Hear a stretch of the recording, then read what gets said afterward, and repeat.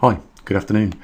I thought, means it's been just over a week, we'd do an Earth Health at a glance update, and so we got the equipment out this morning and started taking a few measurements for you guys, just so you can see, just at a quick glance, the health of our planet and how it's going. Before we get into it, do you think we could possibly try and raise a bit of money for the observatory today? What's your thoughts on that?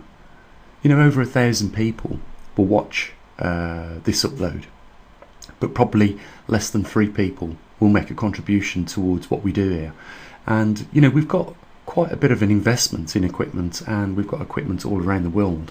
It'd just be great if a few people would chip in here and there and help support the observatory, so we can keep doing what we're doing.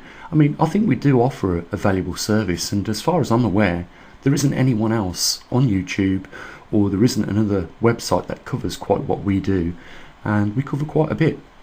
Let's get into the Earth Health at a glance, and you'll see what we cover. So in a lot of respects, we have the equipment to monitor atmospheric CO2. As you can see, it's at 422 parts per million. Nothing to be alarmed about, because right now in your living room, you're probably atmospheric CO2 in there is probably over 1,000 parts per million. So there's a bit of a mystery as to why mainstream media and organisations want to panic people about the amounts of CO2. Biden has just signed the Paris Agreement to reduce emissions almost to 0% by a specific time. What really is the point? And what damage will he do if he's successful at it? I don't think he will do in any case. The amount of CO2 that humans put up into the atmosphere is minuscule compared to natural atmospheric CO2 going into the reservoir. So it doesn't really make any difference. And we've looked at this. If the CO2 increases, even if it was to double what it is today, so go up to 844 parts per million, it wouldn't make any difference. The only thing that would happen is that the biodiversity of plant species on our planet would thrive. We've seen satellite images going back 30 years and today, and we see in some deserts them going greener. Now, is that a bad thing or a good thing? If there is more livable habitat for species on our planet across the range, is that really a bad thing? And why would they want to reduce it? We should be encouraging people to actually increase it. You're in an atmosphere right now of about 1,000 parts per million. If you get on a crowded train, that'll probably go up to about 2,500 parts per million. You don't feel faint. Your concentration's not reduced in any way. So clearly it's being used as a means to tax people, and they are doing damage to industry as a result of that. They don't give Mother Nature any credit anymore. They try and interfere, and our planet's always did well with levels of CO2 in the past history.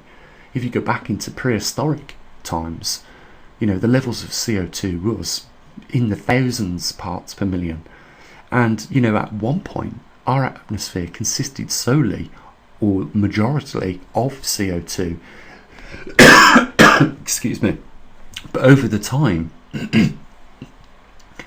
through natural processes of zooplankton and other sea microorganisms, it was scrubbed out the atmosphere, and in return these organisms perspired oxygen so that we could breathe. That's how it all began years ago.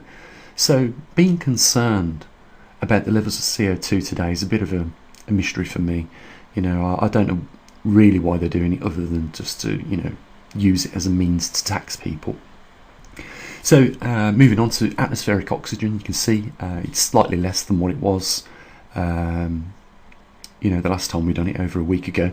It's at 21.03%, which is still a massive reservoir of oxygen in our atmosphere. The reason why we measure the amount of oxygen in the atmosphere is for those people that are concerned with, you know, all the combustion engines consuming oxygen. I mean, if you take an ordinary car, for instance, you know, on tick over, if it's a 1 litre engine, you know, that's consuming probably 3 litres of oxygen. And then if you just imagine all the cars in the world that are running at the moment and how much oxygen they're burning, and then the aircrafts, excuse me again, etc., etc., you'll see that we consume quite a lot of oxygen, but we also replenish those stocks of oxygen with all the biodiversity that we've got on the planet. And if CO2 is on the increase, then surely, you know, there will be more plants converting CO2 into oxygen. So it's not a bad thing. We've added the latest longitude and latitude of the magnetic North Pole position for you, so you can see where that is. If you were checking it on your own Google Earth, you can put a pin mark on there by just putting those coordinates in. Background radiation only slightly up, and nothing really to be concerned about. Volcanoes in eruption, it's actually 28. I don't know why it's saying 27. I must have forgot to add that figure, but it's actually 28. I will alter that a bit later on. We've got the largest earthquake within the last 24 hours there for you.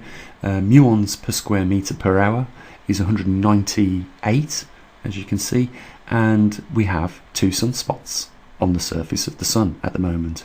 And we also still, we had an unsettled geomagnetic field last week, and this week we have a geomagnetic field which is unsettled again. Solar X-rays are normal, and the condition of the jet streams, as you can see, are where are we? Unsettled. Where are we? Yeah, unstable, should I say. And the reason why they're unstable is probably because the amount of cosmic rays that are in our atmosphere now, as a result of 2 things. If you follow us, you know that the heliosphere shrunk. That allows more cosmic radiation into our solar system. And then we've got a weakening magnetosphere, our primary field, which protects us from radiation, also weakening as a result of the magnetic poles on our Earth going through a reversal at the moment. And then we have our global magnetometers. We've got Hong Kong stable, Canada unstable, because over the last 10 years the intensity over Canada has decreased. And then we've got the Gold Coast of Australia stable, Perth, Australia stable, Tucson, Arizona stable, and then we've got the magnetosphere strength in total at 50 microteslas. So, you know, there is, in a nutshell, Earth health at a glance. And, you know, guys, all I can say is the only reason we're able to bring this information to you is because we have the equipment at the observatory to measure some of these things, and in some cases it's bespoke equipment, like the TriMag gives us the position of the magnetic North Pole. We have a CO2 meter which measures accurately parts per million of CO2 in the atmosphere, and then we have the Luminox sensor which measures accurately the levels of oxygen in our atmosphere. And then we have, around the world, as you know, our magnetometers.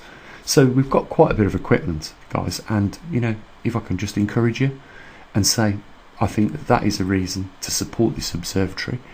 You know, we keep you informed of the changes which are taking place, and, you know, why not support us? So I'll leave it there. I won't go on more than I have to, guys. I'll just mention the link in the description, or you can come onto the website, and as you can see, the donate button's there.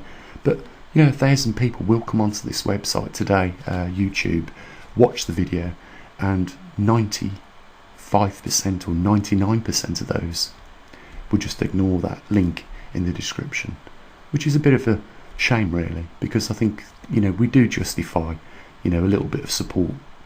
So I'll leave it with you. The only other thing to say is, guys, you take care of your loved ones, and I'll say what I usually do. Bye for now.